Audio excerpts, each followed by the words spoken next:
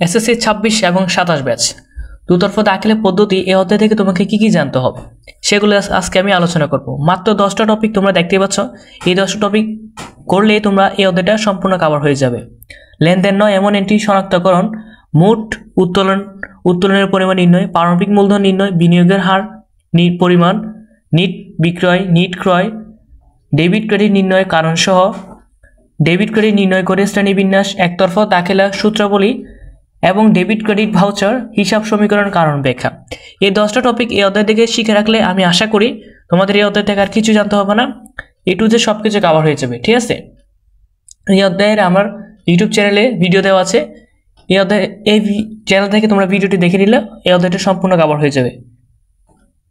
প্রিয় এসএসসি 26 এবং 27 ব্যাচ তোমাদের জাবেদা অধ্যায় থেকে কি কি জানতে হবে? মাত্র 9টা টপিক জানলে এই অধ্যায়টা সম্পূর্ণ কভার হয়ে যাবে। কারবারি বাট্টা এবং বাট্টার পরিমাণ নির্ণয়, আনুষ্ঠানিক খরচ এবং আনুষঙ্গিক খরচের পরিমাণ নির্ণয়, প্রাপ্য বা দেনাদার হিসাব, প্রারম্ভিক মূলধনের পরিমাণ, মালিকানা সত্ত্বের পরিবর্তন, মালিকানা সত্ত্বের পরিমাণ, চালান বা প্রামাণ্য দলিল নির্ণয়, cash memo, debit note, credit note, সাধারণ জাবেদা প্রস্তুত, ক্রয় জাবেদা, বিক্রয় জাবেদা, ক্রয় ফেরত জাবেদা, বিক্রয় ফেরত জাবেদা এবং সমীকরণ নির্ণয়।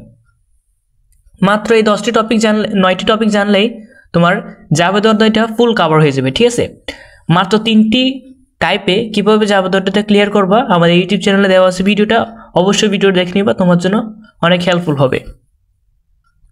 মাত্র 14টা এন্ট্রি মনে রাখলে তোমার আর্থিক অবস্থার বিবরণীর চলতি সম্পদ যেগুলো রয়েছে সেগুলো ক্লিয়ার হয়ে যাবে। হাতে নগদ বা ব্যাংক জমা, অতিরিক্ত মূলধন এটা সমন্বয়ে থাকবে, অব্যবহৃত মণিহারি, প্রাপ্য বিল, বিমা স্যালামি বা বিমা খরচ সেটা অলিখিত থাকবে, সেটা বিয়োগ করবা। নগদ উত্তোলন বিয়োগ হবে, অনাদায়ী কমিশন সেটা অলিখিত থাকবে, সমাপনী মজুত পণ্য বা অবিকৃত পণ্যের মূল্য যেটা ছোটো অঙ্কের টাকাটা রয়েছে সেটা আসবে, বিনিয়োগের সুদ, অগ্রিম সমূলহ, দেনাদার প্লাস অলিখিত বিক্রয় মাইনাস নতুন কুরিন মাইনাস নতুন কুরিন সঞ্চিতি। এই 14টি এন্ট্রি মূলত তোমার চলতি সম্পদে আসে।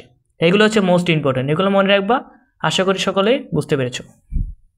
এসএসসি 26 ব্যাচ তোমাদের আর্থিক অবস্থার বিবরণীর চলতি দায় বা স্বল্পমেয়াদী দায় যেটাই বলি না কেন আমরা, মাত্র এই 10টা টপিক মনে রাখলে এই অধ্যায়টা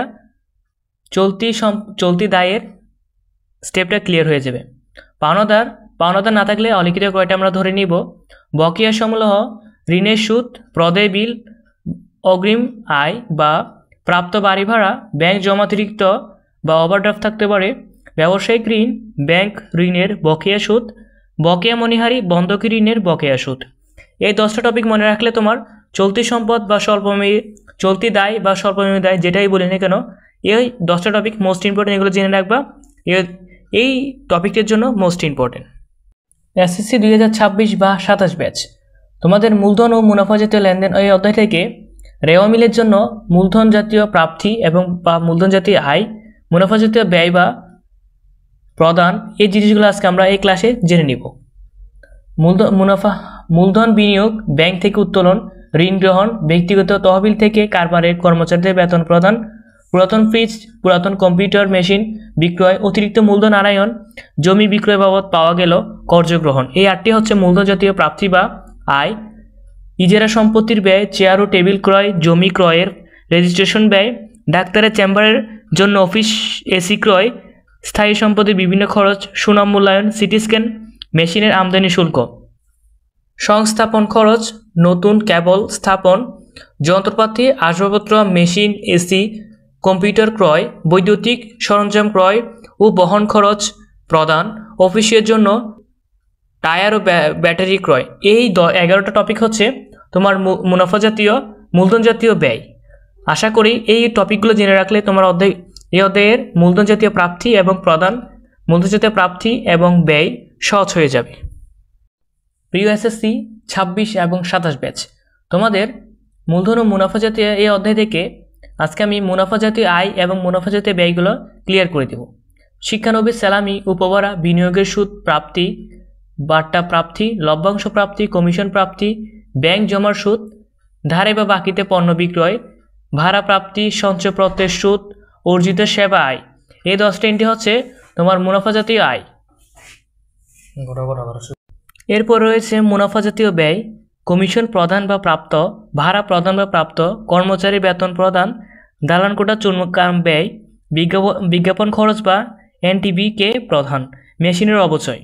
নম্বরে রয়েছে বিদ্যুৎ বিল প্রদান, মূলধনের সুদ প্রদান, মণিহারি দ্রব্যাদি ক্রয়, মণিহারি বলতে কাগজ কলম এগুলোকে বোঝানো হয়েছে, বাকিতে বা ধারে ক্রয়, আমদানি শুল্ক, পুরাতন কম্পিউটার মেরামত ব্যয়, ঋণের সুদ প্রদান, পরিবহন ব্যয়, আগুনে বিনষ্ট পণ্য, বিমা সালামি।